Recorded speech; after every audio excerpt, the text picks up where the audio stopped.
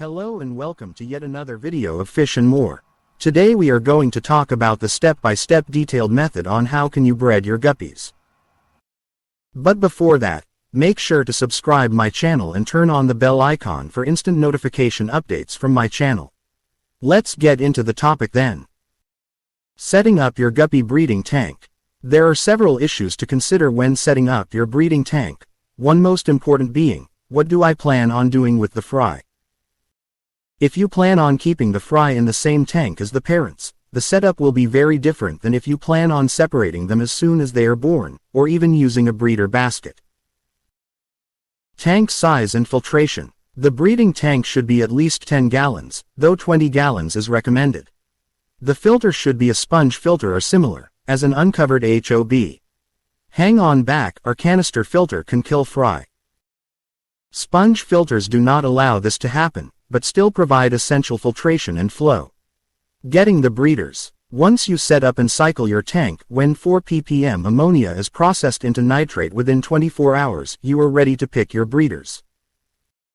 Male to female ratios. When picking out guppies to breed, you never want to pick one male and one female. The single male will harass the female to death. When choosing your fish, you need a specific number of males and females.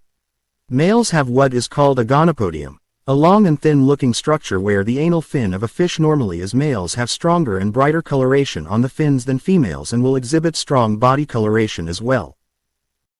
Females have triangular-shaped anal fin, normally lack all color on the body, and will have dimmer coloration on the fins. It is normally extremely easy to differentiate between the two sexes. For a 10-gallon, it is best to start with one male and 2 to 3 females. The type and strain you get is entirely up to you, but you need to ensure that there is a market already available for your particular strain. Some strains, and mixes, are already too common, and you won't be able to sell a single one. Qualities to look out for. Pick guppies with bright eyes, intact fins, and bright coloration. Guppies with fin rot may be experiencing shock from being moved from brackish to fresh water and are likely going to decline in health. Most guppies are bred overseas in brackish water and moved to freshwater when transported to other countries. For some guppies, this gets rid of infections that live in brackish water, but it shocks other guppies, resulting in illness. Getting started in breeding guppies. In terms of the difficulty of breeding guppies, or nearly any livebearer, it couldn't be any easier. When you put a male and female together even for just one day, the female will regularly give birth for several months to over a year. This can present an issue, as if your female was already in contact with another male before coming into contact with the male you picked for her. The babies can be from either male. This can dilute the genes you wanted to breed, but sometimes you will end up with a surprise guppy close to show quality. As long as you provide at least some cover for the babies, most will survive. As previously mentioned, you need more females than males, preferably 3 females for every male. If you follow these 2 simple rules, along with keeping proper water parameters, you will have success breeding guppies.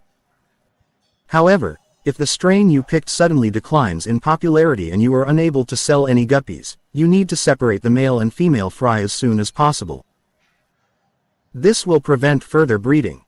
You can try and offer plants along with guppies to make sales or use the guppies for something else. The only way you can guarantee that a feeder fish is healthy is if you bred it yourself.